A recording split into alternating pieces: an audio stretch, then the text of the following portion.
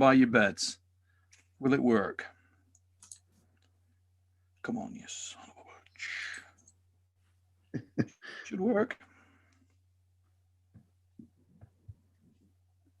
No. Anybody got anything? No?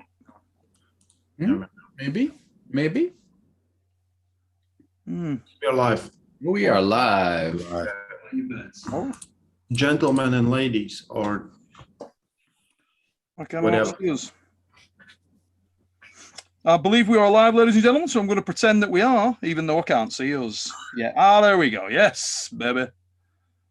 Yes. I'm sure I've got a delay on this. Every frigging week, whenever I hit the live button, it takes like a little bit longer to come on. Is that a normal thing? With Zoom, it's a little cantankerous. I know you've got a new platform, haven't you, John? I did. I upgraded to the next level beyond Zoom to do it's pretty nice. It's pretty nice. It's a little bit of a new thing to learn, but it's pretty good so far, I would say. You got to learn new things. What is it? It's called Restream. Restream. Okay. Yeah. Mm-hmm. It's all web based, so it's easier, but you can do a little bit more with it. Lovely dance. Easier, and you can do a little bit more with it. Sounds like a few women I used We to. all like. Yeah, it's our roll. Apart from Paul. That sounds like a party. Yeah. Now, ladies and gentlemen, for those of you who are into lighting, you will see that already. When we enter the show, we've already got a little bit of lighting action going on. Stop. No, Ray. Roger is like, damn, look at the mop on pickup. What's going on with that fat guy's hair? Anyway. 2 minutes. I told you I'm gonna take 2 minutes. No, seriously, I'm going to give you I respect that in you, Ray. I'm going to make sure I'm fully in shot, and I'm going to. Are you ready? I'll do sort of like a little bit of a twirl for you. Are you ready? Yeah. Right, start in center, and I'll go all the way that way. I'll pause a little. I'll go all the way back, just so you can see the level of grey I'm working. Deep fakes coming out of this will be amazing. Yeah. Actually, we got a lot of comments on the cat's arsehole last week. when you weren't on, Ray. Quite a little bit. We got a bit of love for the. I'm not going to say we got a bit of love for the cat's arsehole. Say it's wrong on a lot of levels, that isn't it? All you need to know is Danny flew at the dad. Yeah, he's on it. Right at him. So, guys, been quite a quiet week apart from Arnold's. Yeah, quite a quiet week. Did anybody catch the Arnold's? Surely, Paul, you've caught the Arnold's. Most of it. I mean, I think I'm kind of caught up on winners, but I didn't. Nope. Was it Austin who won the super heavy? Jaegers looked awesome. Beating Metella, Aslanov, and whatnot. Impressive stuff. Yeah. Underwood as well. Jaegers was like the big, probably the big talk. He went undefeated. He looked really strong, didn't he? He looked like one of those sort of rigid, strong guys. His just wrist looked rigid. Mm-hmm. Have you pulled him, Paul? Yeah, in practice, but this is like 2 years ago, maybe, and he was probably 40 pounds lighter. No, right arm was his left is really good. His old good, but he's definitely a left-hand dominant guy. So to see him walk through everybody right hand, yeah, he could be starting to find his groove big time. But can I just also say, Paul, that your lighting game is really strong. I mean, I can honestly tell you that I have touched no hallucinogens or drugs of any kind. And as far as I'm concerned, let me fix it. He's turning into an orc. Let me fix it. Dreams come true. Finally, we have a great fox. Or I changed the colors on it. Let me go back. Is that better? Oh, Ray, tell you what, Ray, I need to get something like that. I need to ring up a hooker in and say, send me some of them lights you've got from your shop window. I would be very careful though. Changing the light bulbs manually. Yeah, just put a few in like that. I haven't introduced the show yet, lads.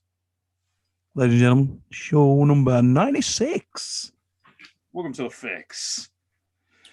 Guys, we've just had our first super chat in from Beto, and he's put, "Hey Neil, love the streams. Have you thought about making a dedicated clip channel? It'd help with exposure and bring in some extra revenue. Are you meaning, Peter, are you meaning sort of like clips from arm wrestling or clips from The Fix and other? From this.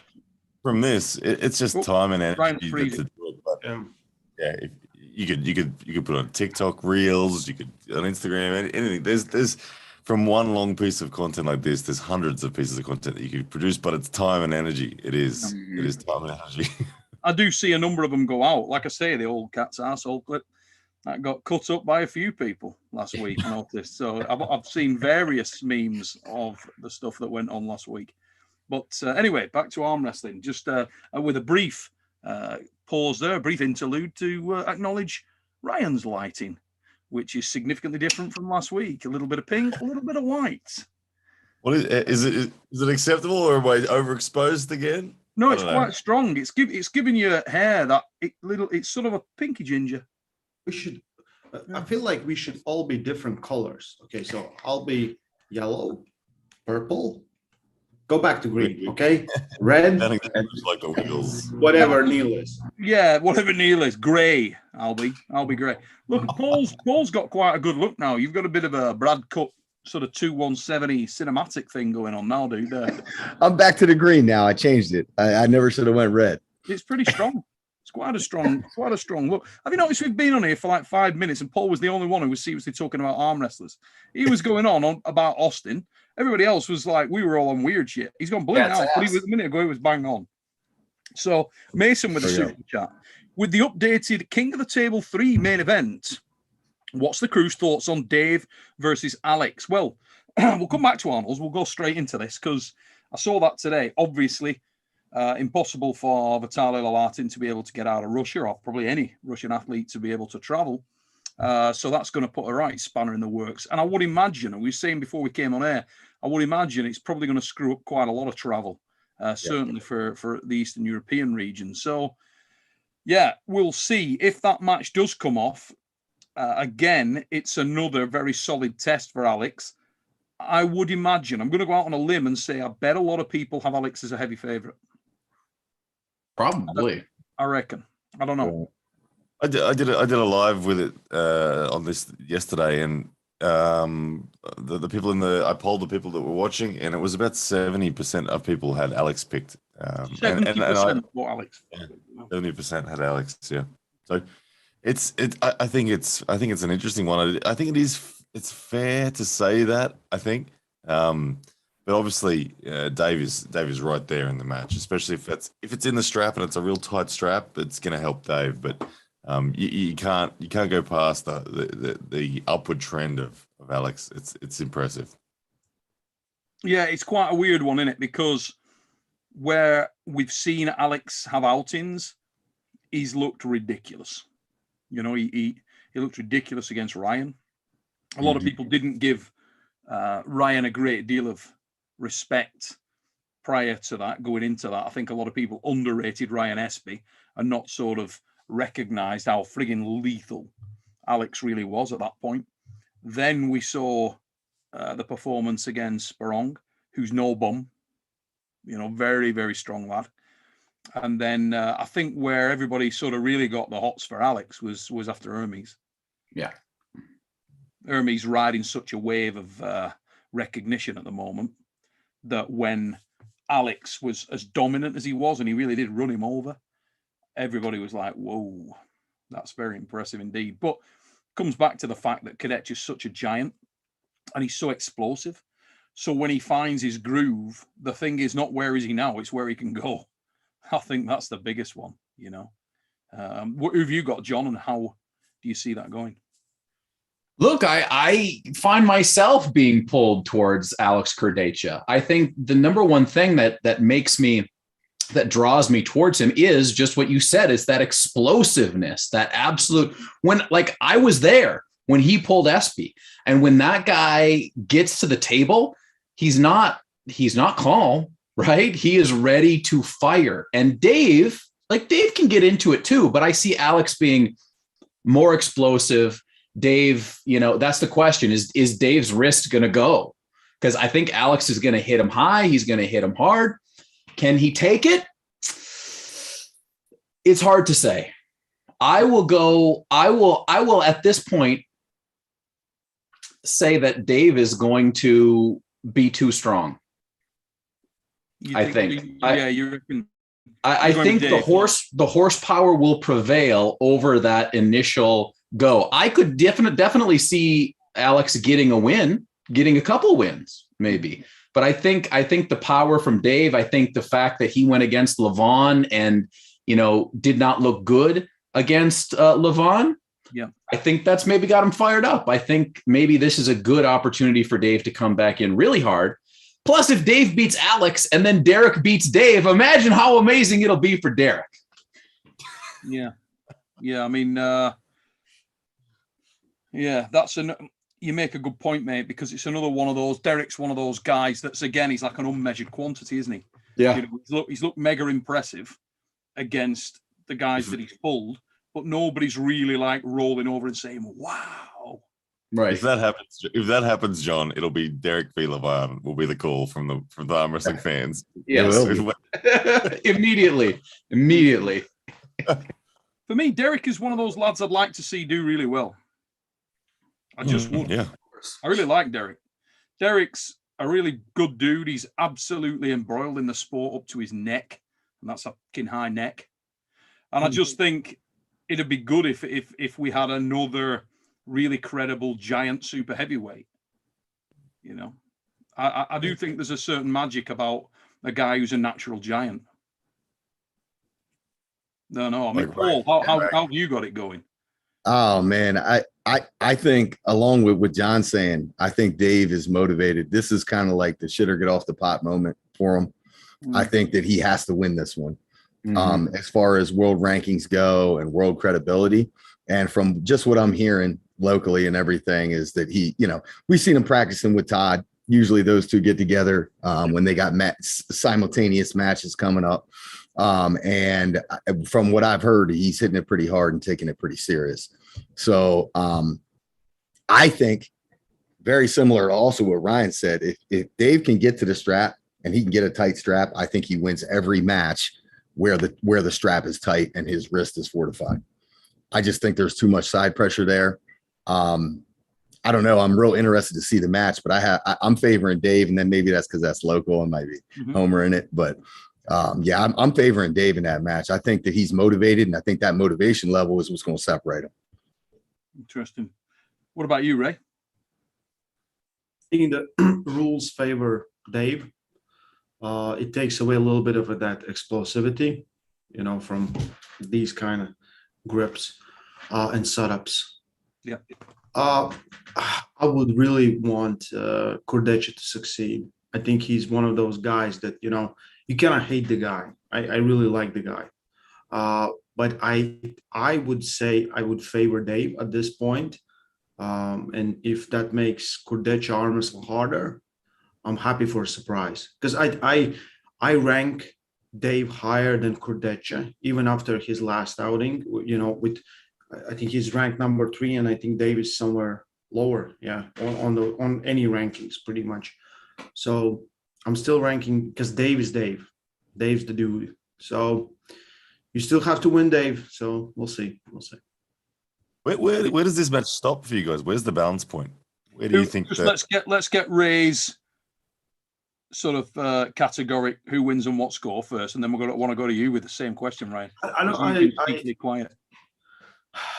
If Dave wins the first one, I think Dave takes the sweep. If anything else happens, there's going to be a lot of different things. The problem could be with Cordecha that he gets sucked in to Dave's hook or, his side pressure, let's be honest. Exploding on that hand would be good when you can explode, but from, it's kind of WL grip, King of the Table used something similar. Yeah. So it's easier to drag you back so you cannot explode there or pull you in or whatever. Yeah. So I think it's side pressure game that's going to be, and I'm so open for surprises from Cordecha. He's been surprising us for quite some time. I just thought that, for him to develop, he needs a little bit more time, but maybe he's there, surprises. And you see it the same thing. So a sweep because of the straps. Yeah. Okay. So we got John with a clean sweep. Or have you got Kadetcha with a pin? I think Kardashian. I'll go 5-1. I'll go 5-1 Kardashian. 5-1 Dave. Yeah. Paul, you've got 6-0 Dave, yeah? I think it could be closer than that, because I think it really comes down to if he can get the strap. You know, if there's any attempt to hang on outside the strap, I think a match could go the other way. Okay. Are they pulling 5 or 6 rounds? I think it's 6, isn't it? Do they stop at 4? You're right. No, they don't stop at 4. They don't So stop. pulling all 6. Okay. So let's assume it's 6 rounds. We got 4-2 or a I will 5-1. say 4-2-2. You know. Okay. Ryan. I don't know how to pick it in terms of a score, and I don't feel inclined either way to say a definite result. But what I see is that the tightness of the strap being super critical. If it's slightly loose, I see Kadetcha busting the wrist back of Dave. But for me, the interesting thing is I try to think about what happens then. And I think back to Kadetcha pulling Ongarbayev and Kostadinov. And when he popped their wrists, he still lacked, when he was fully pronated, he lacked the finishing side pressure and had to transition to the press. If Dave Chafee's here in a strap, obviously Kadetcha's leveled up since then, but Dave is a more significantly strong human than either of those two guys I mentioned. Dave here and Kadetcha here, I'm not sure if Kadetcha can get to the press, and I don't think he'll necessarily have the finish. But Dave's in a compromised position as well. He's kind of stuck. He can't get out. I feel like the match could sit in that little awkward pause for a good 10, 15 seconds. And what happens there will be really interesting, because Dave's not known as a technical arm wrestler. So to get himself out of there, I don't know if he's necessarily going to be able to tread the right directions to get out. And Kadetcha, he may gas out. He may not. If Kadetcha can't get behind and transition to the press, what happens then? And that's where I'd like to see the match go. I'd just like to see the match get stuck right there and then watch these guys try to figure out how to finish. Because if it goes like that, I'm not sure who wins. I'm not sure. But if go ahead and give us a prediction anyways, like the rest of us did. How about that? How about that? Catch me outside. How about that? What'd you say? Kadetcha 4-2. Ooh, Kadetcha 4-2. Okay. Yeah, I've got Alex. I'm going Alex. Resting. Why, Neil? I think he's explosive enough to blast that wrist and hand back. And I think he's potentially strong enough to finish the match if he does. I think just on size and just on the fact that he seems like I think he's improved a great deal and would move a great deal. I think the days of him being relatively static are gone, and I think he'll move a lot. He seemed like he was much more fluid on the pad and much more willing to move than he has been previously in both of his recent encounters. And I think his natural size is a real weapon. My one concern is exactly what you guys have noted, the strap, because we haven't seen him in the strap with somebody who's unorthodox. And it's very hard to emulate Dave because he is very unorthodox. He's sort of a herky-jerky style. He's not fluid. And that could be a real problem. So I kind of feel like it's one of those matches where, unless Alex could bust him early, he could get swept himself because of the style. But I just feel like Alex has a lot of positive momentum with him at the moment. I think he's very explosive, and I think he's getting better and better. And he's big enough. He's powerful enough. So, yeah, I think he's right there. I think he's got a great chance. So I'm going to go with Alex. I think that's how it goes. But we'll see. It's a very engaging match, isn't it? And it's one of those matches you wouldn't be surprised if it went either way. But I think what it would be is the biggest win of Alex Kadetcha's career. Because you cannot deny that Dave's still in the ultra elite of the super heavyweight division. I mean, anybody who doubts that, you need to give your head a wobble. He's really, really, really solid.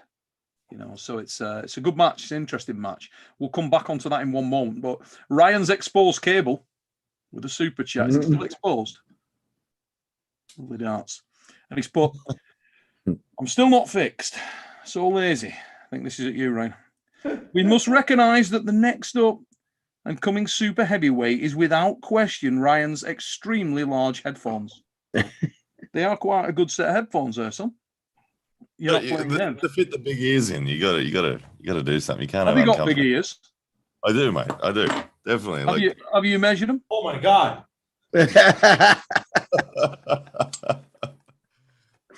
Yeah, What they're is it bigger for than comfort? most.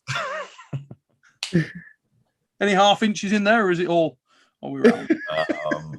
Yeah, well, I'm approaching 6'2" on my height, as we all know. I think that's about a 4.5 inch ear or something. I don't know. 6 foot 1. Ryan's ears are so big he can hear us speaking on mute. So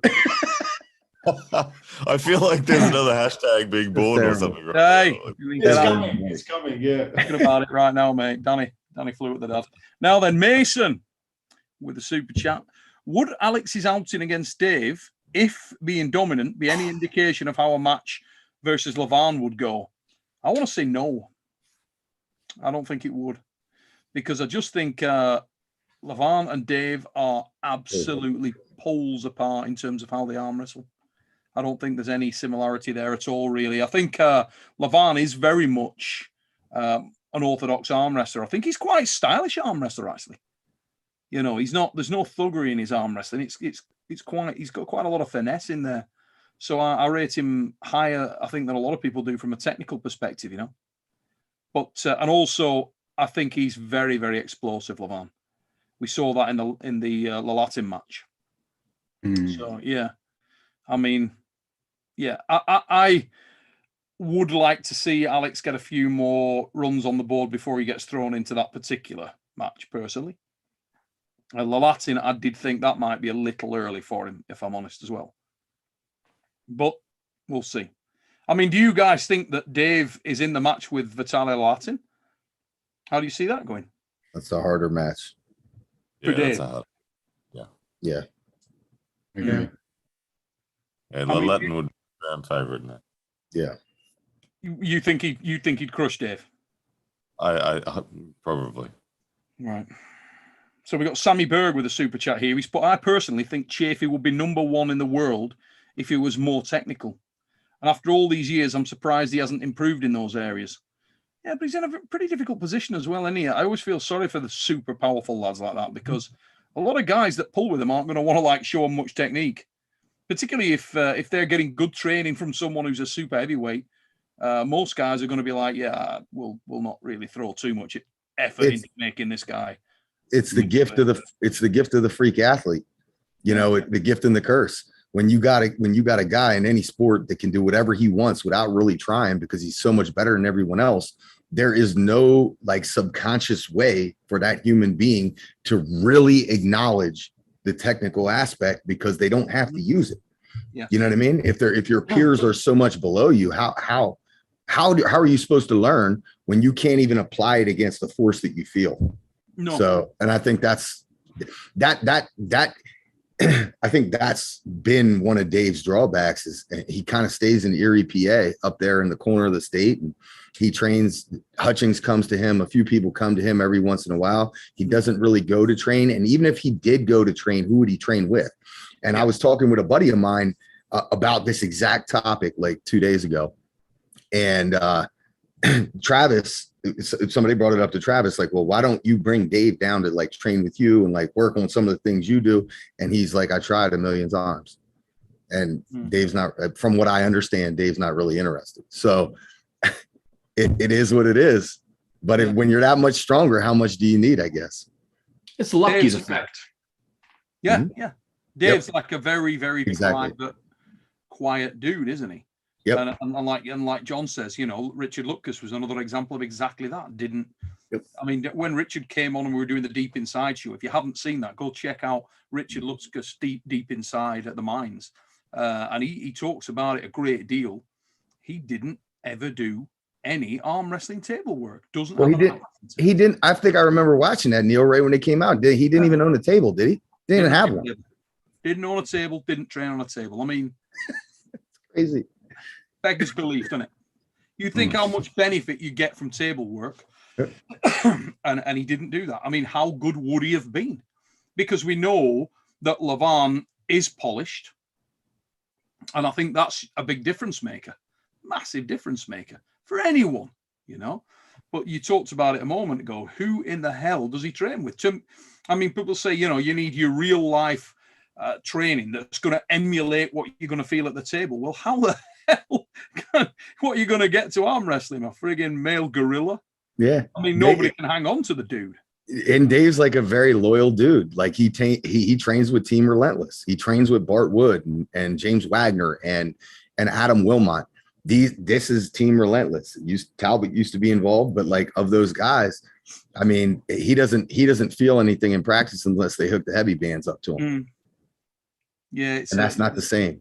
Yeah, it's a very, very difficult situation to be in unless you're prepared to, you know, go and see those 5 dudes that can do something with you. You know, go and get over to Georgia and pull with Levant, pull with Gennady, pull with, you know, he'd probably get something out of pulling with the likes of what do you think? Let's make a short list. There's a possibility he'd get something out of pulling with Jerry. There's a possibility he'd get something out of training with Devon. Maybe Mike. Realistically, that might be it in North America. Yeah, the hardest. You know what's so operative about that, Neil? Every one of those people that you mentioned are specific stylistic pullers. Yeah, they always pulling in. Yeah, I mean, he's trained with Jerry multiple times, and he's good inside with him. Jerry has to flop. So if you train with Jerry and you really want to work, you're going to deal with the flop. If you train with Michael, the only way Michael's going to stop him is in the King's move. Yeah, probably similar to Devon. You know, so in order for him to get that polished, clean arm wrestler who can work him in like a traditional format, it's not here in the United States. Maybe Travis. The only way you could. Well, Travis, I think, is even further away.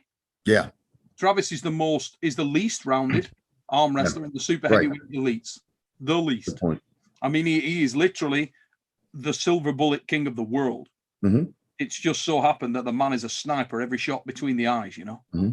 But the only way you could probably address that from a North American perspective is if you rounded up the top 5 guys all on a given day, and they started having regular group practices where they were all busted up. You know, that might work. There's enough strength there if you put them collectively together on a given day that they get something out of it. But in isolation, really, really hard to do. But I think that's consistent all over the world. I mean, Lalatin, who can train with him? You know? Yeah. Crazy, horrible dude to pull. Yep. Levant has Gennady, though. So who does Alex have then? That's a great question. Alex is one guy that travels his ass off, though. That's true. I mean, you think about it. He's popped up all over the place.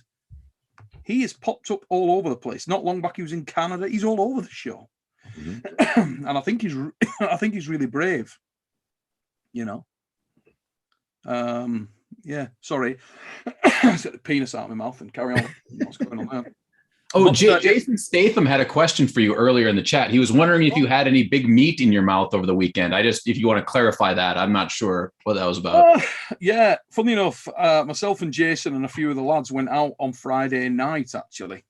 I was out with Jason Friday night.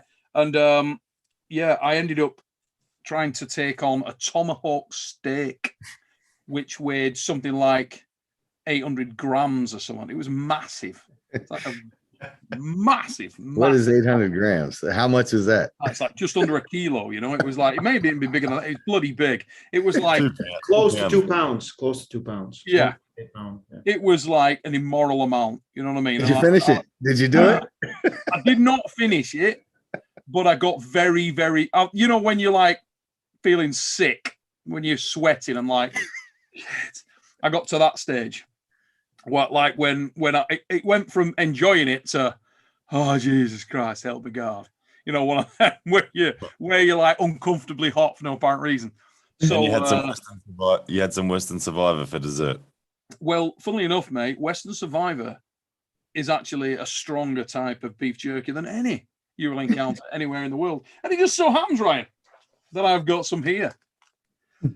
Now, the funny thing is, when I got back from that experience with the steak, I could have died. had it not been for the fact that I had some Western Survivor. Sorted me right out, son.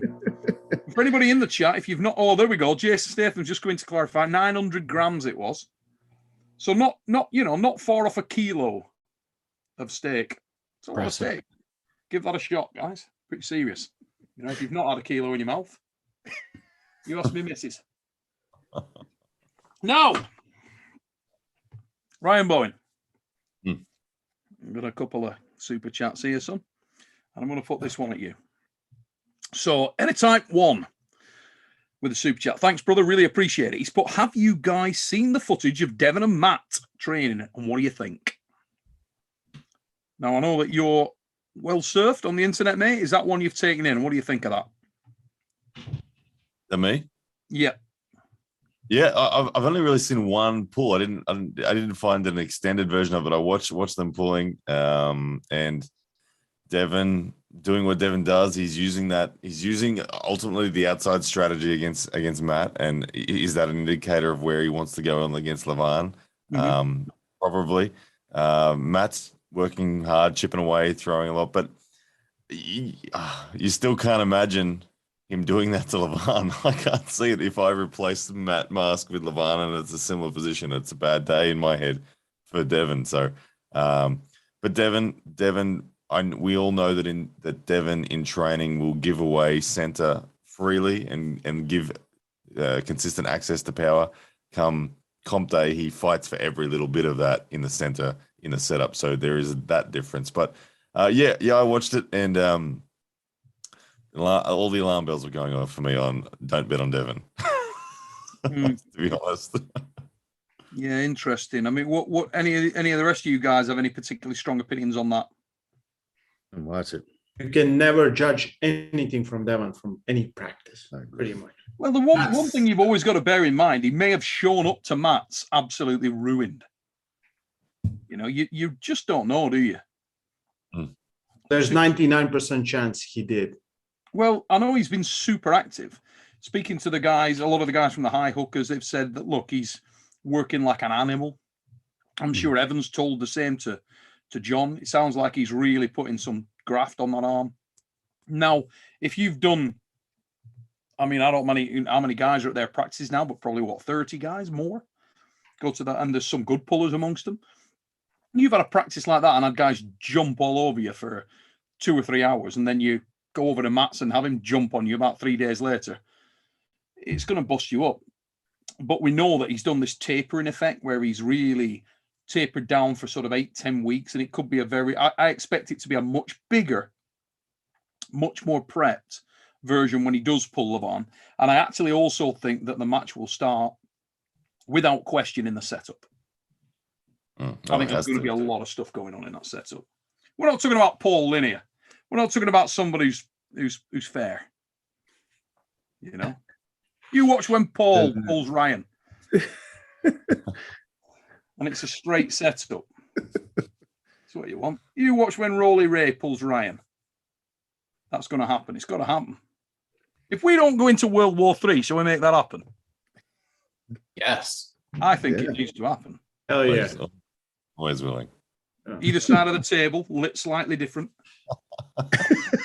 Different backlighting. Hey, Jason, if you're in the chat, vision. Tune into that. So Mason with a super chat. He's put Ryan's ears are so big he can hear RVJ crying all the way from Australia. Terrible. Hey, Kirsten Prodigy in the super chats here. He's put amazing as always, guys. Thank you for everything you all did for me. No problem, mate. No problem at all. And I hope you the arm's healing up and it isn't a significant bicep injury, and that you can have it reattached stronger. Sometimes it can be a dodgy one with a bicep tendon. Sometimes they come back way stronger. Sometimes it can be problematic, and I hope yours is the former. Hope you get bolted on about an inch lower down and you're rock strong when you come back. V-Pose with a super chat. He's put, hey, Neil, will we have the Arm Wars videos uploaded to YouTube before 2024? You will, mate. As I said, James JCJ Wank is in the chat, and I believe that Iron House will start on schedule in April. Nice. Get ready. Not long to wait, guys. I think towards the end of April, Iron House will be on track. Serginho. I love what he said in April, and then he's like at the end of the April. I think flip that in right at the last moment. Like, yeah, I think it's like 20. But I did say when people were asking me the other week, I said you're like 8 to 10 weeks out, which is pretty much where we were. So we're on track. We're pretty much on track. Serginho, but nobody is really getting that elite isolation training you say Dave needs, even Levan, as there are only 10 people globally who can provide it. Exactly, mate. Yeah. Very difficult. I think if you've got a lot of guys, if you pull very, very frequently and you've got a lot of looks around you, so you've got a very deep, really broad depth of arm wrestling talent and frames, structures. So let's say, for example, you've got the super tall, hard hitting guy. You've got the short, solid, really powerful hook puller. You got the presser. You got a distinct, broad spectrum of styles pulling at your club, who are all very, very strong. It's possible if you fatigue yourself to the level where you're down in the mix a little bit to get more out of it than if you're in a situation, as we understand Davies. Paul was just saying there, he's only training with 2 or 3 guys. Bart Wood's sort of a 90-kilo puller. Who else is in that club, Paul? James Wagner. James is like all lighter weight dudes. Adam Wilmot. Yeah. But he gets Todd out there. He does get Todd out there, and Todd definitely works him. Mm-hmm. You got to say Devon's got the best crew to work with when you look at that. Devon's culture of arm wrestling and the table's always been a lead for him. And he, sure enough, Matt Mask obviously flies in and helps out as well. But he's got good depth of styles. He's got good strength in there. People like BLM and Evan and Pork Chop and Ian Carnegie, and there's Alan Ford. There's a lot of different guys that are that are really solid pullers, and all with very diverse styles. And so I don't think it. And we know Devon loves to stay on the table, get fatigued. So I think Devon's found the formula for himself to get genuine table time feel with the guys that aren't quite as strong as him. So I think he's got it best amongst the guys that are at the pointy end. I really don't think you can overplay the card of how bloody important that is. Having that diversity of styles and guys that are really keen to test you in different areas. If you do, I mean, look at Latvia, for Christ's sake. Yeah. Look at Latvia. Look at Bulgaria. You've got countries there that are they're not big in terms of population. But what you do have is a nucleus of absolutely solid arm wrestlers. And that's because there is a diversity of style there. There's a diversity of understanding. And you end up with a little collective of very high-level arm wrestlers. And it's that ripple effect. And as the ripple starts to go across the pond, you know what I mean? You get some really, really, the closer to the nucleus it is. I mean, you imagine if you took the Latvians to Brisbane. Somebody pay for the Latvians to go to Brisbane for 2 weeks. I might do it. You get Chef Shedis over there. Imagine what he cooks when he gets back. He's probably like a 5-star Michelin chef and top 4 in the world if he goes on holiday. 2 weeks in Brisbane, that's what happens, isn't it? He opens a restaurant in London and beats the shit out of everybody, both arms, from what I saw in Iron House. How often does the Georgian national team train together? I don't know if they all train together, but they have like meetings. So everyone who's on WAF team, I know they have to come at some certain times to train. Right. But it's not everyone. It's not like, I don't know if Irakli is on national team and what's the situation now, or Levan wasn't for past few years. So I think they mix it up because Georgia is big. It's still big. Mm. I saw practice like a year ago with Levan and Gennady and like the lighter weight dudes. And for whatever reason, that just stuck with me on this topic. Like, if you want to be the best super heavyweight, you need a parallel guy, and then you need a bunch of lighter weight dudes that can actually work you when you're tired. I was blown away by that practice. I was just like, yeah, it was. I know exactly the one you're talking about, mate. And I couldn't. That was what I was trying to describe a minute ago. If you can get to a situation where you've got guys that aren't going to be right on your level, Yep. but you've got a diverse spectrum of capabilities and physical structures, different styles and frame. Yep. You know what I mean? I think that's amazing. I mean, you've got that weirdo factor out there. You know, your Kevin Bongards, your Roger Canninghams. Those guys, they're not normal dudes. A guy who's 6'4", 6'6", strong as balls in the hook. These guys arm wrestle differently from the short squat guy who pulls in a hook. They're just a different feeling. They're just a different thing. Now, if you've got that guy in your team, you got a couple of other, the short solid guy, you got a really good broke back presser. You've got that diverse spectrum of pullers who are all fucking strong. They might not be as strong as you, but they're really, really solid. Once you get the burn in there and you fatigue, then it's possible. But you've got to be prepared to get out there. Number one, leave your pride at the door. Because that's going to be hard for a lad like Dave, isn't it? Or Alex, or one of these giants, you know what I mean? And you've also got to trust the guys that they're not going to, when you are fatigued and torn up, they're not going to hurt you or jump on your ass to get that Facebook clip. Such an important thing. Because, and I've noticed, like in the States, when we bring huge practices together and we do this, you know, there's Morocco always does them in Maryland. They get 80, 90 guys to practice. We bring them together and there's too many cameras. Like somebody needs to shut the cameras off and we need to drill. You know what I mean? And no social media and just get to work. But when it seems like when you bring everyone together, that's when you don't get that. You get that in a small group, but when everybody's there, everybody got to have their camera. Yeah. And that it throws everything off. Yeah. Yeah. It's, I mean, that's something that I've experienced a little bit too. And I kind of started it out here with the cameras, but what I've done is we have our large practices on Tuesdays. We go back, I do that, but that's very different from when I invite one or two people over to my place. And then we have a practice that's like very focused on just a couple things. Yeah.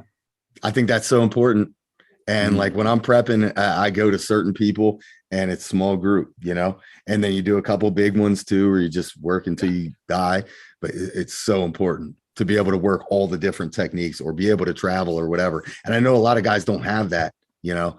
I wish you could have it all in one room, but I think it's tricky. It's tricky you do find it's like the Latvia effect or the Bulgaria effect that I was talking about earlier. You get situations where, let's say you go to Bulgaria, right?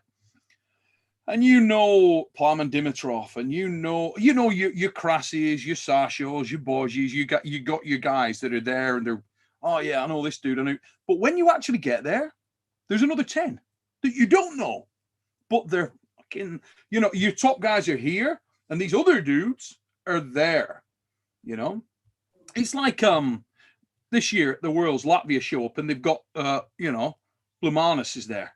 Who the fuck? Nobody knew that they had some 18-year-old kid that's a friggin' killer. But there's loads of them. If you go over there, there's probably 20 dudes that are really, really, really strong.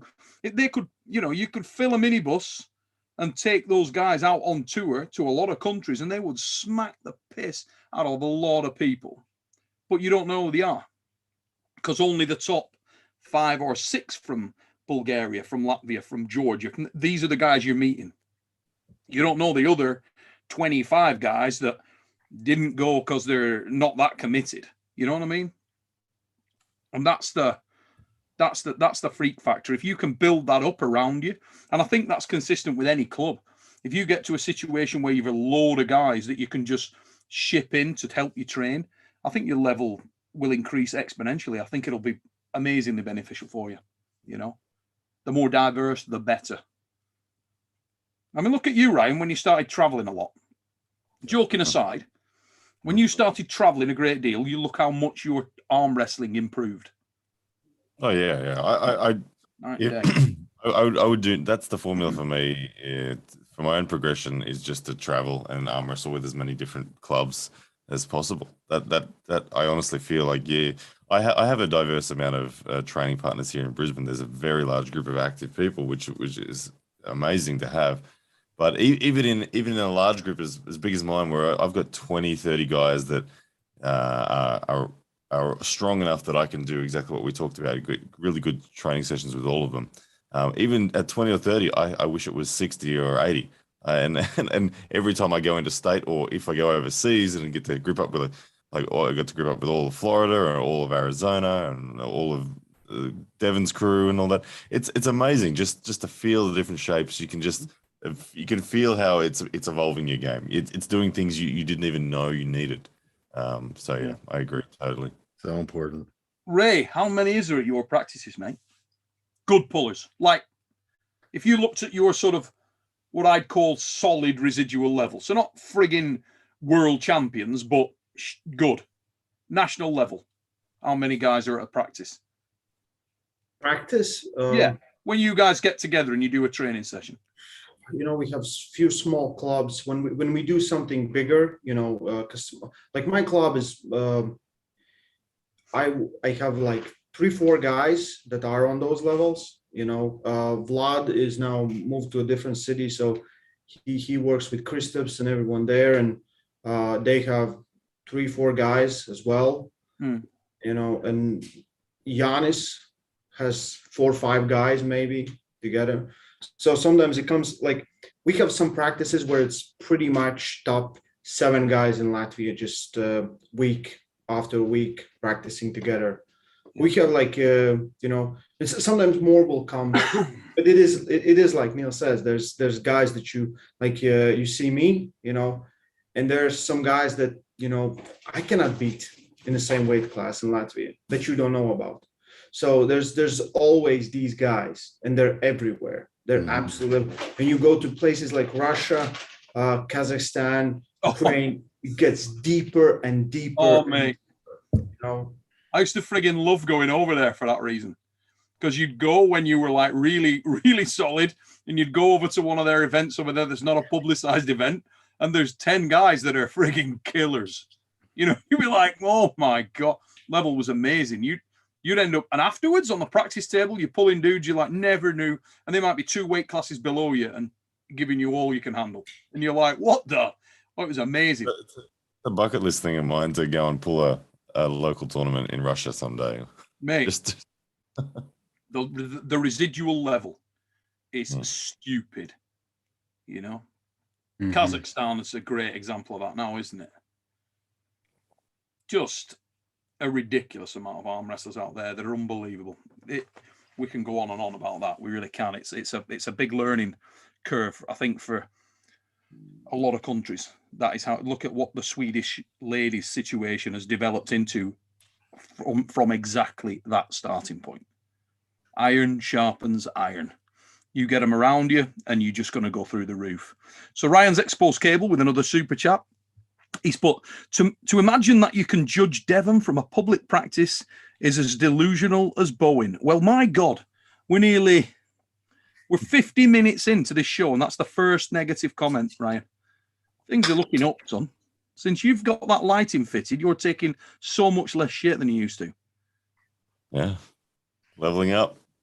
Tell you what, mate, it's friggin' incredible. That's put, Devon is the king of the tricky bastards, which, for anybody in the chat, is the universally recognised measure of arm wrestling prowess. Tricky bastard, strong bastard. Right. He tricked Mike with weight. You don't need to walk me through that one, mate, but I love that super chat. Thank you very much. 22 Dev with a super chat, and he's put grassroots UK arm wrestling for newcomers without club, Neil. Mate, get onto the PAA.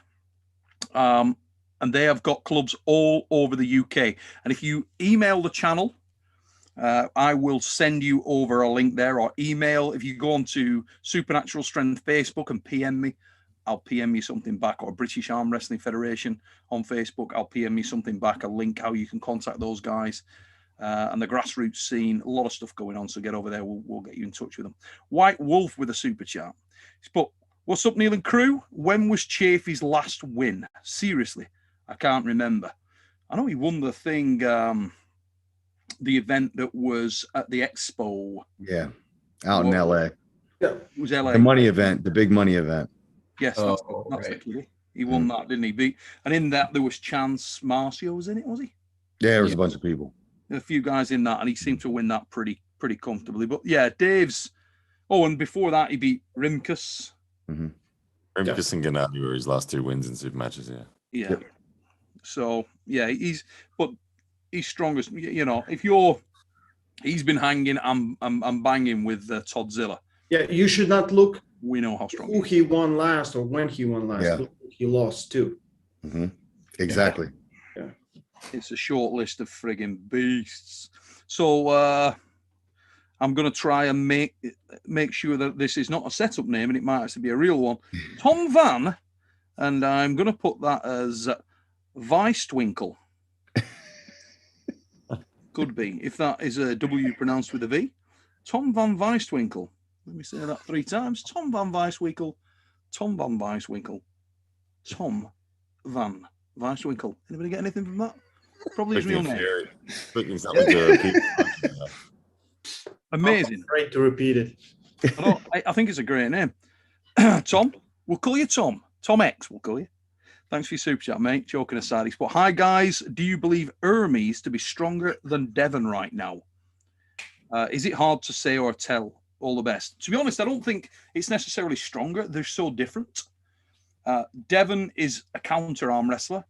Hermes is 100% attacking arm wrestler. So very, very different. I actually believe that Hermes is a very difficult match stylistically for Devon, but I think Devon wins that match. That's my honest opinion. A lot of people don't believe that. I do.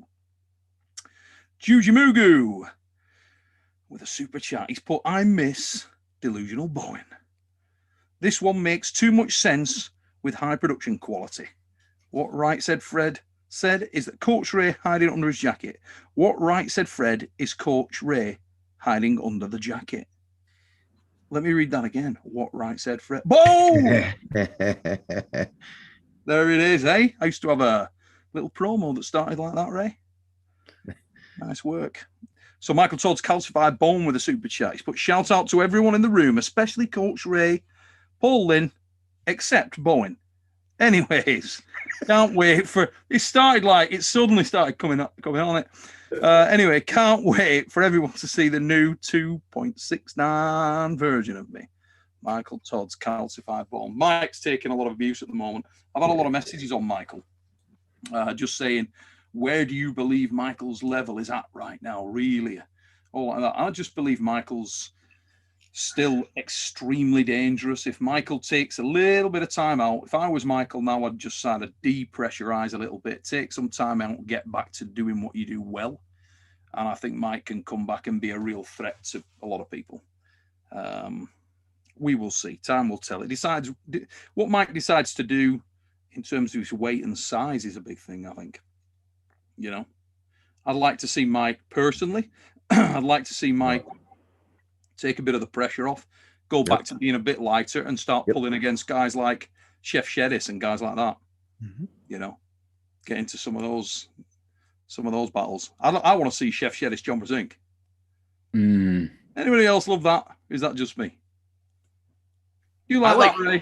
I like that. I love that. I love that match. Neil is so high on Kristaps and Sanders, and I never hear my name. So but I feel fine. This is fine. Everything's fine. At least my belt and shirt combo is great, you know. So. Mate, it's unrivaled. And I think you'll also find we had Jason Statham in the chat not long back, and he confirmed that it's the 22nd of April, ladies and gentlemen. And if you want to be able to live through to Iron House, make sure you get some of this puppy dog's tail inside you. It's the greatest beef jerky on planet Earth. Western Survivor.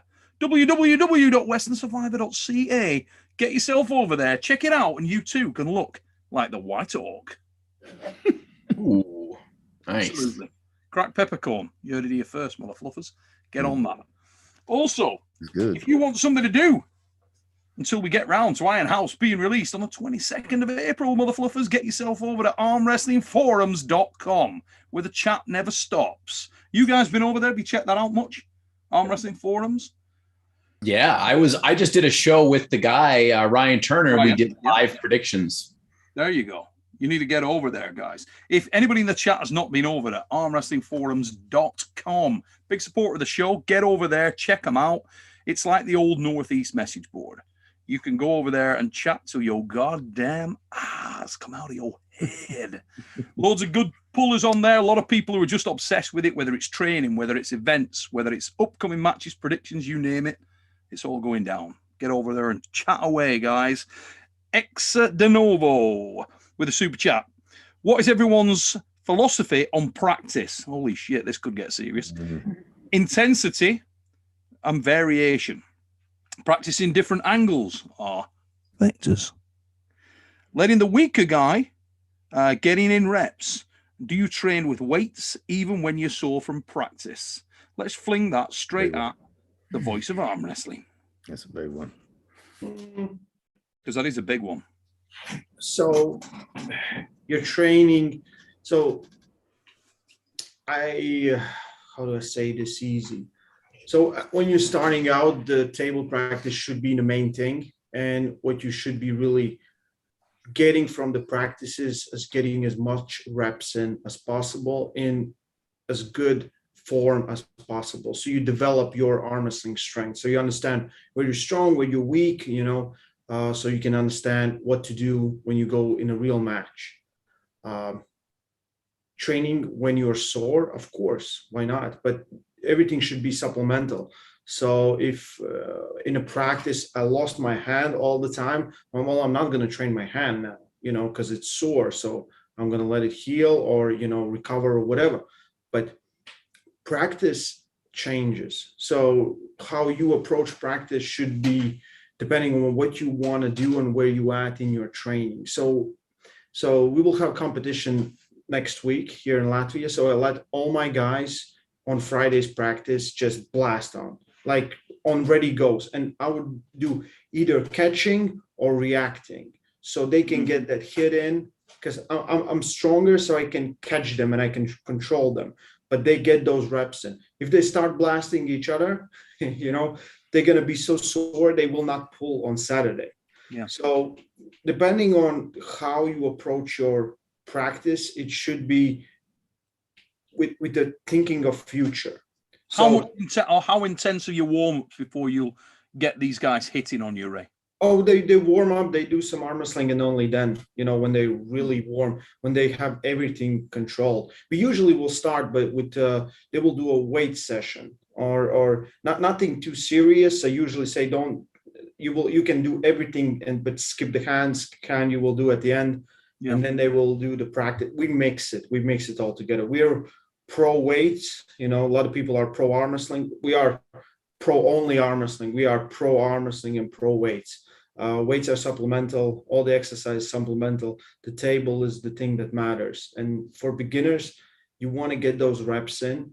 It's very hard to get in everyone's head what you should be doing. So if I want when someone wants to develop a top roll, and when they start top rolling my hand and they cannot get through, they kind of I love how this is my best example is Devon. If you look like Devon's practice in Texas, at some point looks like he's facing everyone who he's facing is a presser because he's denying them the hand control and the back pressure.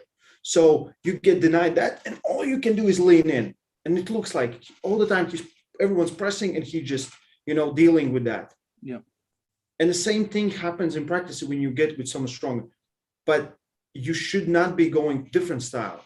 You should be trying more for your style. If that's top roll you're looking for, just try and find that way, and you will find that way eventually, or you will get stronger at position where you want to be. And a lot of guys it's the same thing as you start pulling in a top roll, someone stops you, and you go back inside. You didn't develop your top roll. You just switch back to the hook. So you need clear understanding what you want to achieve. It's very hard to get it in beginners. It's very hard because they will, I'm just too weak, but you want to get stronger, same thing as, any exercise. You don't just doing biceps. You're like, I cannot lift more. I'll do some triceps now. Yeah. Ridiculous. You always gravitate to the exercises that you're good at. It's like, I'm good at that, so I'll do it. Yeah. But even when you start failing there, you're like, nah, I'm just going to do something. No, you keep doing, you keep pushing, and eventually you get better. Yeah. Absolute quality. Paul Lynn, same question, mate. Oh, I don't even know if I can remember the whole question. Yeah, I think as far as practice goes, you should have different approaches pending the group that you're working with. At least this has been my approach. I usually do every 2 weeks, I do a crazy big grinder practice, where it's not technique necessarily, but it's redline myself, leave, and have to go ice my arms. And then how many guys are at that with you, mate? It depends. I'll go to Maryland for that just because Dave Morocco himself can do that to me. That you told us about the other week where you had something like 60 dudes there or something. Well, yeah. That was just a big practice that we put together in Harrisburg. And yeah, it was like 60, 70 people. Yeah, just redline yourself. Storm came. Storm and I didn't even touch each other. We just redlined ourselves on everybody else. Yeah. But then the following week, I'll go up to Storm's, and then that approach is totally different. It is a workout. It has geared approaches towards weaknesses that need to be worked on. And it's like, for for instance, I think when you're training for anything, it should be structured almost similar to the gym. I think that, like, if you're trying to correct weaknesses in your game, you need to have rep ranges, you need to have sets, and you need to have time limits. And for instance, that's what we did. We did hook pinning, 5-second holds, 5 sets of 5 by 5. Add a band, add a down pressure band, hook hold, 5 by 5, static back pressure, added pronation, 5 by 10, and that approach, I think for me, it allows me to go and do that just heavy hitting, like snap and go stuff.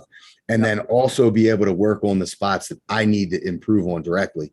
And I mean, it comes back to what we were talking about earlier with your accessibility to people too, depending on your level. I think if you're a newer guy, you can have a small group and you can probably find people in your group where you can train specific angles with. But I think once you get to a certain level, it gets tricky, and you have to either travel or you have to bring people to you to get that work in. And when you've done one of those, when you've battered yourself like that, so if you've got them and either yourself and Storm have had everybody in the frigging club jump on you, then in between the week, would you do quite a bit of weights, like rehabbing stuff? Me personally, and again, Ray might, I don't know what Ray's approach is to this, but I never stop lifting. I just shift my rep ranges and I avoid the pain. So like if I know I have elbow pain, I'll rehab it super light to the point where I never aggravate pain. But as far as gym lifts go, I never stop with that unless the gym lift itself cannot be conducted without structural damaging pain. So if the labrum is terrible and I can't do overhead press, I'll pull back. This is something I learned over time, because when I was early on, I just ignored the arm wrestling pain and I went back to the gym and just meathead style did what I did, which caused chronic injury. So I think, like, if anybody can learn from my mistakes early on, if you feel chronic inflammation or if you feel a chronic injury or structural injury, maybe due to arm wrestling, you do need to build your general weight program around that. And there's going to be things that you might have to relinquish in your program or give up in order to be able to do both. And what gave you the best success in that, mate, for the new guys in there? I mean, if let's say, for example, if we target hand and wrist, or elbow, inner elbow, hand and wrist, the areas the classic areas where you come out of a hard practice and you're completely scrapped. Most people would think, okay, well, if I go in the gym and I lift pretty much anything, I'm going to have pain in my hand and wrist.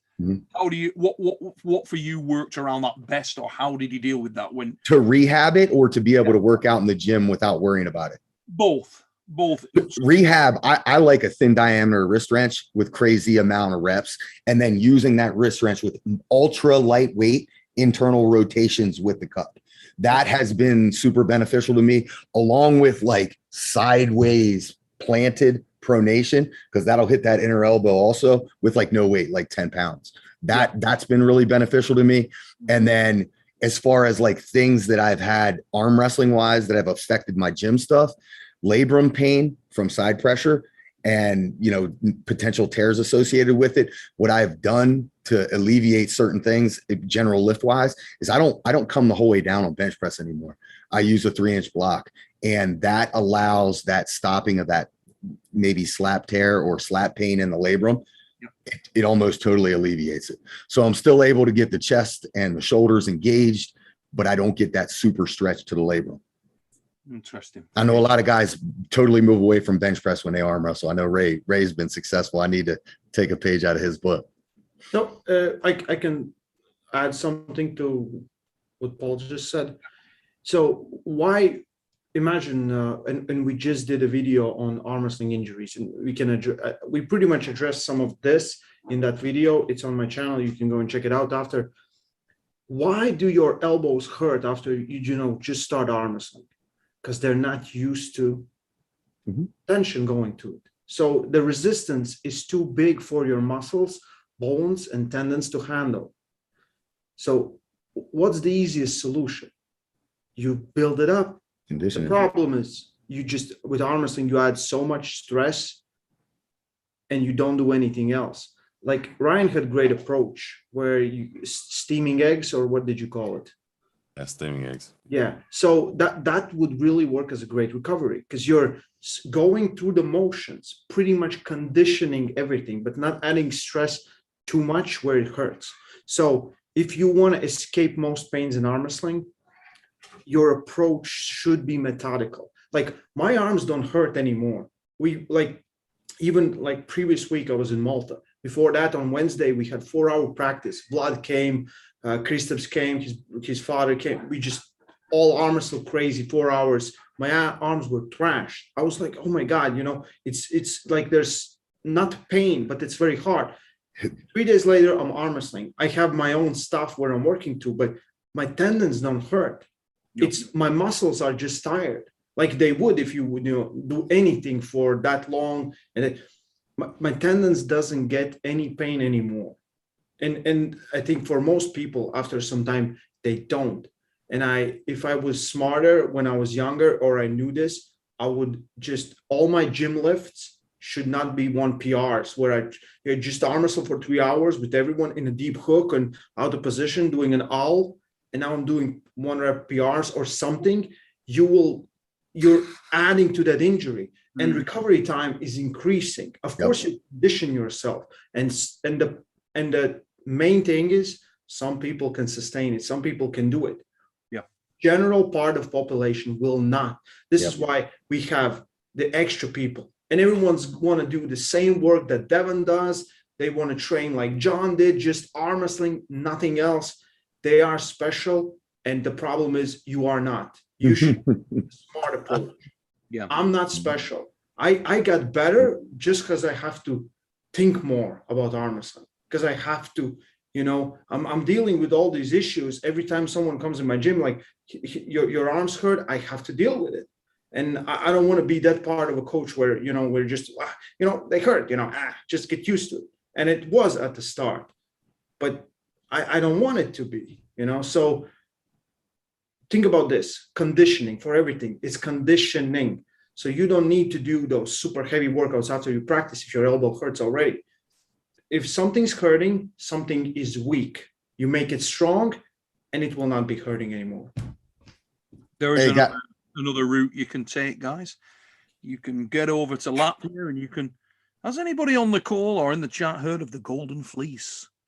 A mythical item that could be wrapped around someone and it would cure any ailment, injury, and legend has it, death.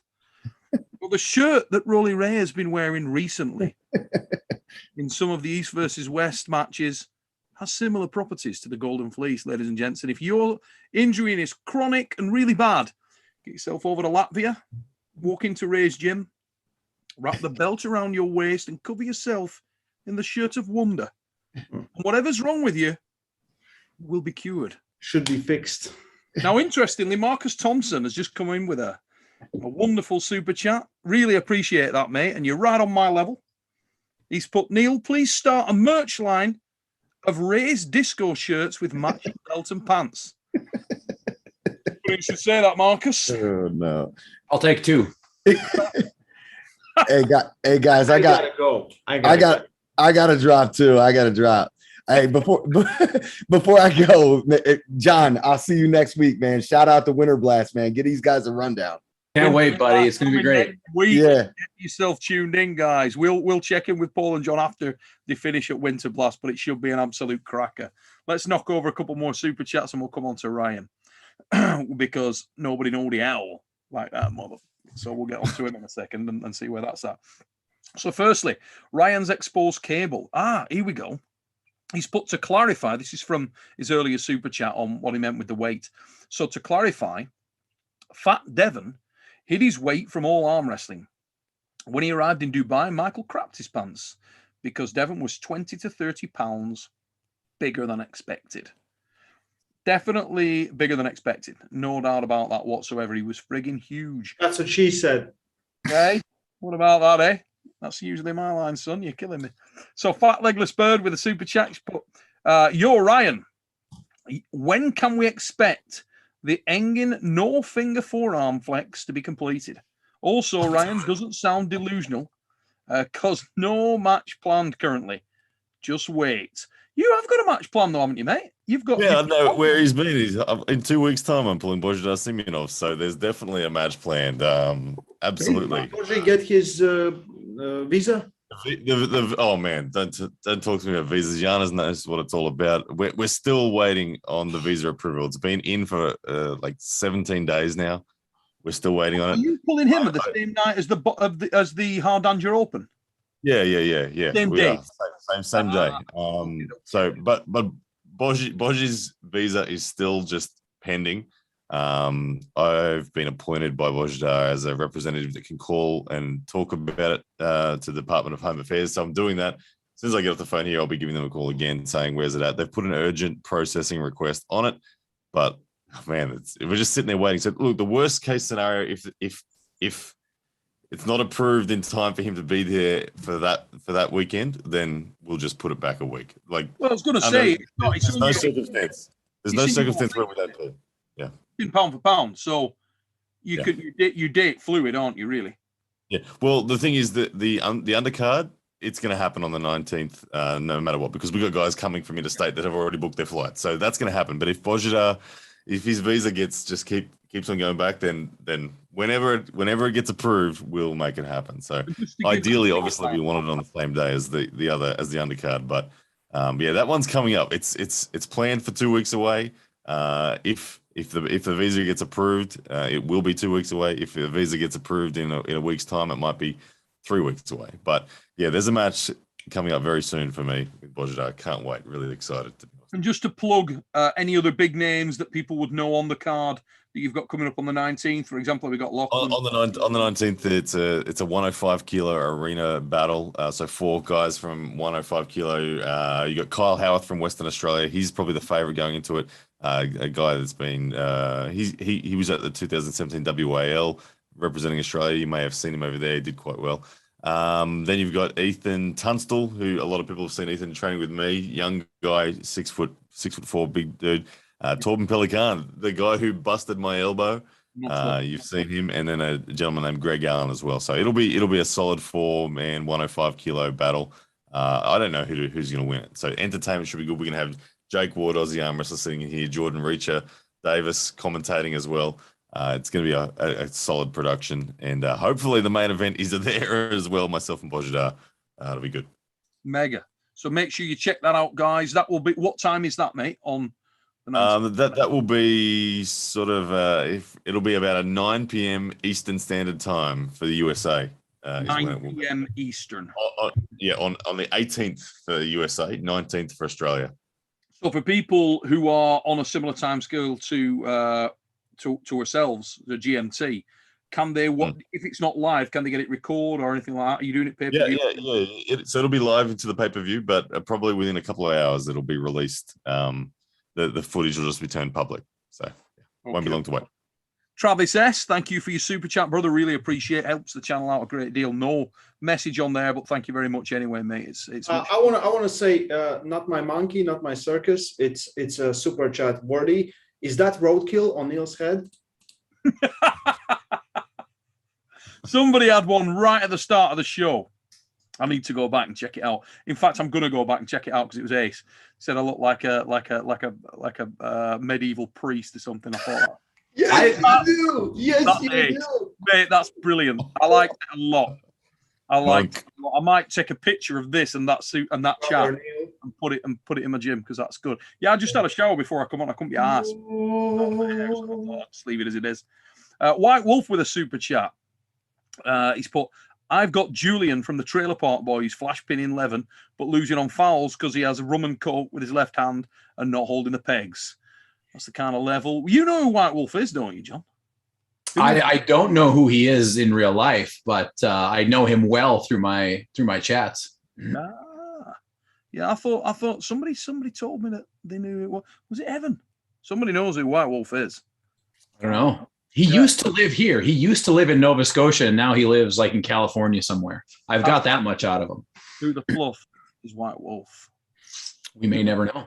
Well, I think a lot of them are from that area. A lot of the lads are Canadian in the Troll Army. So Jake with a super chat, and he's put, have you guys seen Kadetcha training Larry in Dubai? His ability to teach and give specific applicable knowledge for Larry was mega. So no, I have not seen that. Has anybody else seen that? I saw Haven't watched. Okay. Yeah. You never know. Could be dealing with something interesting. Hermes Desperini with a super chat. He's put, Neil, when you announce, do you practice your lines prior? Lines such as, he's the kind of guy you invite over to sleep with your missus. Would you believe? No, I do not practice lines. For anybody who watches the fix, you'll know that I don't practice lines. I just talk. And whatever comes out, comes out. No, mate, never. I never rehearse or practice anything. I'm an off the cuff guy. In fact, I'm Not sure we're all only- full of it. You hate the idea of a take two. If a camera fails and you have to do something again, you're like, this is ridiculous. I have to do it again. No. Yeah, that is really it. I mean, anybody who's come to watch, the Giants live shows or anything like that. There's no second takes. Yeah, No. I'm off the cuff. When I go over and I do stuff for the Arm Wars channel that we're doing now, I friggin' hate it if it's not off the cuff. If it's not, sometimes James will try and prompt me on something or say something because he wants something in there. I can't do that. I don't know. Not as real. Yeah, I just can't do that. It can't be prepped. It can't be a screamer unless it's a screamer. Yeah, it's either real or it ain't real. In my world, that's how I roll. I can't work off a script. It just doesn't work for me. I just got to go and say what I say, and that's it. And if it's good, fine. If it's not, that. It's just how it is, brother. How it is. But thank you very much for the super chat, Hermes Desperini. Much appreciated. We're going to jump off here in just a moment, guys. So maybe don't send any more super chats over. Just want to give a massive shout out to the guys in the chat for tuning in, checking us out. Really appreciate it, guys. Been a quiet week for arm wrestling, really, apart from the Arnolds. One of the things I wanted to say there, it was a little bit of a shame watching the Arnolds. Did any of you tune in there? That seemed really quiet. I wanted to talk about that a little bit because the Arnolds, to me, I've been to the Arnolds about 4 times in the last 10 years. Always really enjoyed it. Always really up. And I know that it's the first year back after COVID, and I know there was some shenanigans with who could come and who could not come, but it did seem like 2 things. It seemed very quiet, and it seemed like the same thing that happens every single year, from the format of it to the speeches that I heard to the people who were there. It's always exactly the same. So my question to you guys is, does something like the Arnold, where at one time the best guys in the world were going to the Arnold, and that's where you went, was the Arnold, and now it's not quite like that. Do they need to freshen up the format? For me, I was disappointed just because I don't know whether it was the Arnold Classic event itself that had taken a hit, because I know there was issues with, some of the comments that were sort of interpreted, however, by people around the world, and maybe that's been extremely impactful. I don't know, and I didn't see the rest of the show. But I remember my days at the Arnolds. The Arnolds was unbelievably full. I mean, immorally full. You were sort of, one of the problems with the Arnolds, actually, was that you could not make your way around the show. It was like, Packed. Sardines, absolutely packed in. And I looked at the footage. I haven't seen any of the speeches or anything like that, but I saw some of the footage from 217. Get yourself over to 217, Brad Cook's channel. If you're not subbed, get over there. Stunning stuff from Brad, as always. Thank you, Brad, for providing that. But it just looked like the shots that you were getting from the stage, it looked like it was empty as hell. It looked like there was very few people in the hall. The hall appeared to be the same, massive hall, big stage, empty as hell. And I was like, what the, have they changed the timings? Had it gone earlier than ever? Or I don't know, something was weird. Well, I'll put this out there. This is the first thing I thought of, because I watched all of the Arnold Classic Strongman stuff. And now, arena, isn't it? Yeah, they are in the arena now, but they used to be on the same stage as the arm wrestlers, and they used to go on right after the arm wrestlers. So that may have an effect on it too. Yeah, there was definitely some market change, which had drawn, I think, a lot of the people that would cross over to, from an arm wrestling viewer perspective, something had impacted that crowd, or so it seemed. But I agree with what you said, John. In some respects, I think that the Arnolds used to attract the very best talent ever. And at the moment, it's not. And that is a goddamn shame. I mean, no live stream at this point in time, when Bowen just does it from his bedroom. No problems. Pay-per-view. Like, could you imagine, Ryan, if you had just put it on Bowen's channel, get somebody there that has a live stream capability and put it through Bowen's channel. I think personally, they need Rolly Ray to roll up, get over there, smack that shirt and belt combo on, get him on the stage. Don't need a mic. Just get on the goddamn stage. I would just like, yeah, you're welcome. That's it. Stand there like that and let that aura just come off you. The place will fill up. Amazing. Wait till you see Rolly Ray in Iron House. Waves of people like zombies coming into. All I can say is this, right? John, you were in Iron House. I can't wait for Rolly Ray's Iron House matches to be shown. I can't wait. Holy sh! Oh, yeah, I watched you and Creaky talk, and you didn't say anything about me. Mate, I don't need to say anything about you, Rolly Ray. Yeah, there's an old saying: action speaks louder than words. Right? Are we going to see a transformation of Ray from Rolly Ray to Rolly Ray Diva? Is that what's happening? I think I should be. I'm very tired. I think you need to up your game, Ray. Not going to lie. Next time you're in Iron House, I mean, Ryan, somebody like Ryan, yeah, who may come over to a future Iron House, he probably wouldn't have in his head that he needs to have his cookery game on point. I mean, who knew? But when you get over there next time, Jordan knew. You know, are you a good cook, Ryan? Look, no, I'm not. I'll straight up that. No, I'm not. I'm the kind of guy who orders food from someone who can. Yeah. Oh, we had Chef Shedis in there. We had some serious talent in that room. Let me tell you now.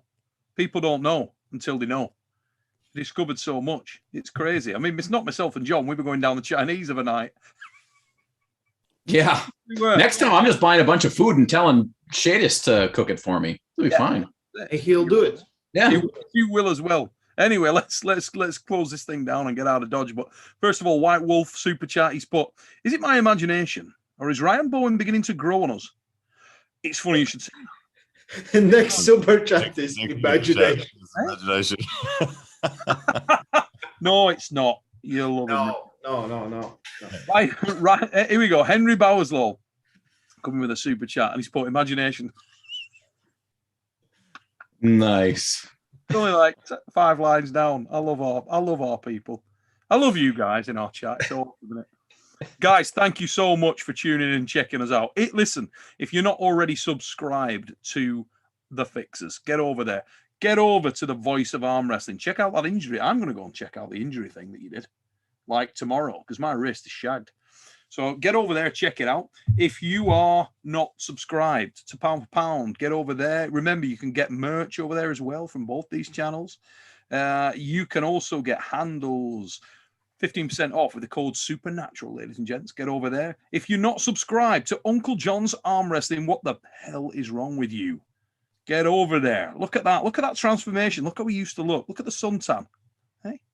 Beautiful. What happens when you do one Iron Army then? So that's what happens when you come over, get into Iron House, wreck yourself.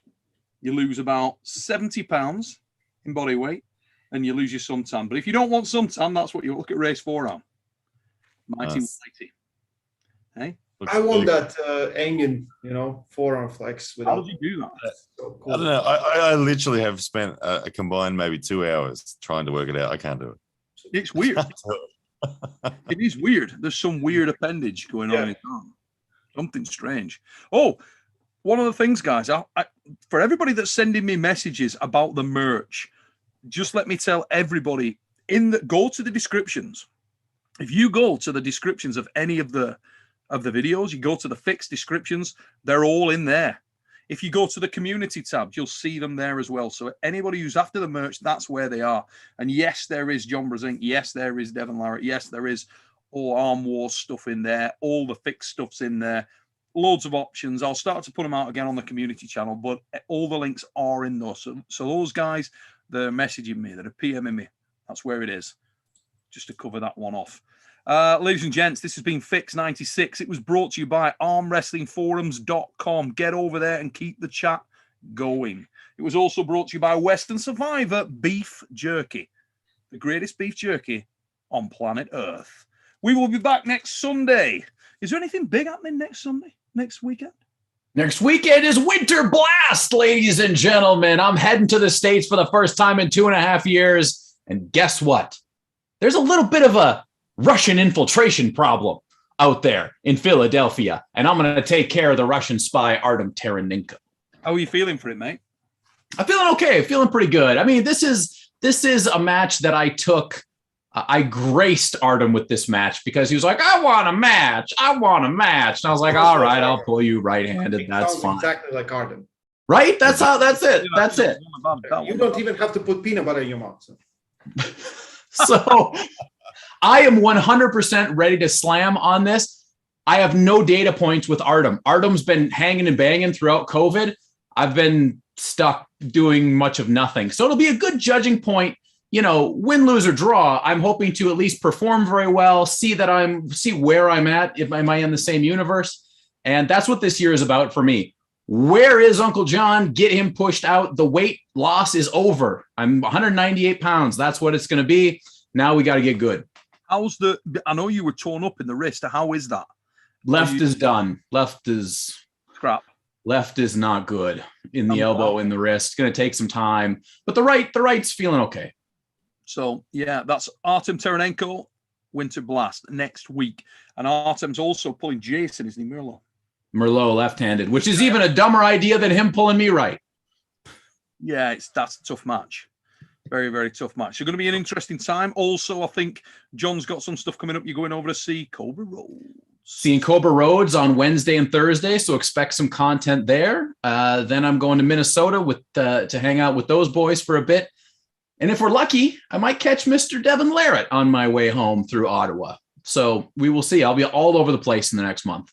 Loveliest of darts. Remember, it's all a precursor, because even if it doesn't go really well for you over there, which I'm 100% behind you, John, and I hope you kick some ass over there. I know Artem will probably be starting as a favourite because I think you're much more of a left arm specialist. He's more of a right arm guy.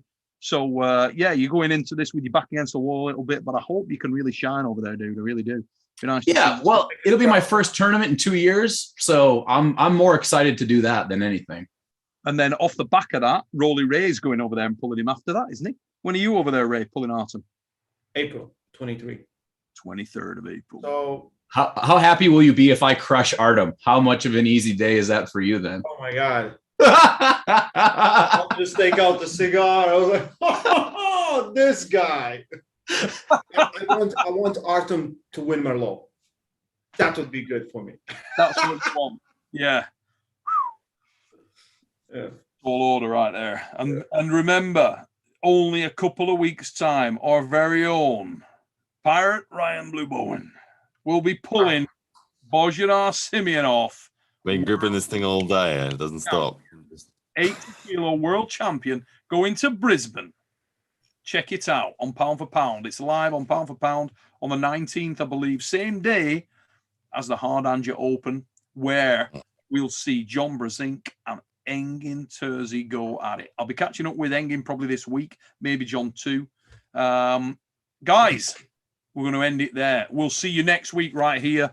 For show 97, we're approaching the 100. Could be something special, mother fluffers, when we hit the 100. Till we see you next. Biggity bong, mother fluffers. Biggity, biggity bong. Bing bang boom boom. There it is. That's my Neil